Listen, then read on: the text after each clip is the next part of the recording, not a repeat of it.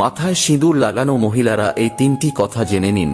কথিত আছে মেয়েরা সিঁদুর লাগালে তাদের স্বামীর আয়ু বৃদ্ধি পায় এবং সংসার সুখের হয়। তবে ভুল করেও সিঁদুর লাগানোর সময় এই তিনটি কাজ করবেন না, না হলে হিতে বিপরীত হয়ে স্বামীর প্রাণ সংকট হতে পারে।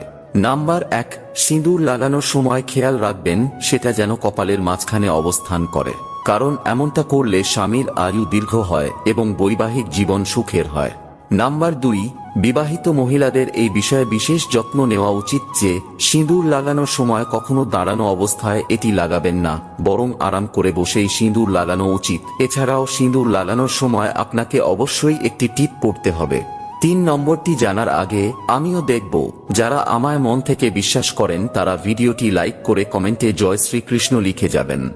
নাম্বার 3, বিবাহিত নারীদের সব সময় এটি খেয়াল রাখা উচিত যে তাদের সিঁদুরের বাক্স যেন কোনো জায়গা থেকে ভাঙা না থাকে।